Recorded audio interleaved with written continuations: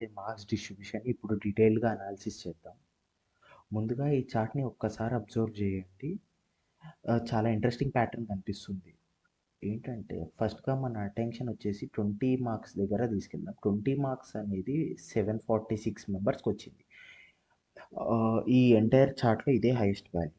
ఇక్కడే మనకి చాలా ఎక్కువ మంది ఉన్నారు 20 మార్క్స్ దగ్గర. అండ్ ఈ ఎస్సే ఇప్పుడు 10 మార్క్స్‌ని చూస్తే 520 మెంబర్స్ ఉన్నారు.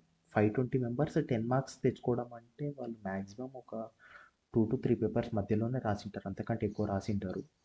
అండ్ మనకి 12 మార్క్స్ అనేది 431 అండ్ 15 మార్క్స్ అనేది 446 దగ్గర ఆగిపోయింది. అండ్ ఈ ఫిగర్‌ని చూస్తే మెజారిటీగా 10-20 మధ్యలో స్కోర్ చేసిన వాళ్ళు ఎక్కువ మంది ఉన్నారని అర్థమవుతుంది. కానీ ఇక్కడ నేను ఒక ఇంట్రెస్టింగ్ ప్యాటర్న్ అబ్జర్వ్ చేశాను. ఏంటంటే మనకి 15 మార్క్స్ దగ్గర వరకు 446 వచ్చింది.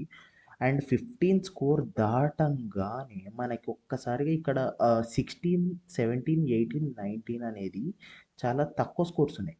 200, 128, 270 ఇవన్నీ చాలా తక్కువ ఉన్నాయి. అదే 15 వరకు వచ్చేసరికి మాత్రం మనకి 446 అలా అంతమంది ఉన్నారు.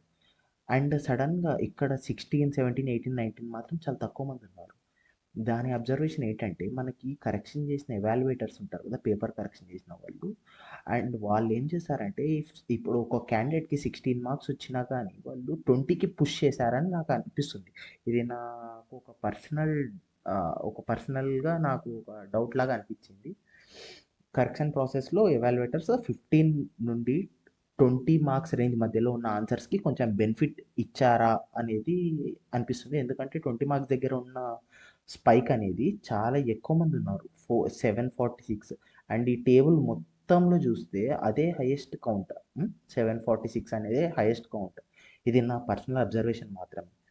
అఫీషియల్‌గా అఫీషియల్‌గా ఇది దీనికంటూ ఎవిడెన్స్ ఏం లేదు గానీ ఇది నా అబ్జర్వేషన్ మాత్రమే.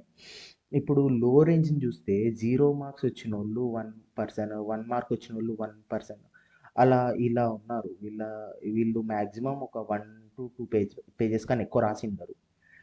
అండ్ మెజారిటీగా 40 మార్క్స్ వచ్చిన క్యాండిడేట్ మాత్రం ఒక్క పర్సన్ ఉన్నాడు. 40 మార్క్స్ వచ్చిన ఒక్క పర్సన్ మాత్రమే ఉన్నాడు. ఇది చూస్తే టాప్ లెవెల్ పర్ఫార్మెన్స్ అచీవ్ చేయడం ఎంత డిఫికల్టో అర్థమవుతుంది మనకి. ఓవరాల్‌గా ఈ చార్ట్ మనకి ఒక ఇంపార్టెంట్ లెసన్ చెప్తుంది. యావరేజ్ రేంజ్‌లో ఉన్న స్కోర్ క్యాండిడేట్స్ చాలామంది ఉన్నారని అర్థమవుతుంది. దాన్ని బట్టి మనం కొంచెం సేఫ్ జోన్‌లో ఉండడానికి మీరు అట్‌లీస్ట్ ఒక 4-5 పేజెస్ అనే ఎస్సే ఇర్రిలెవెంట్ కాదు రిలవెంట్‌గా క్వెషన్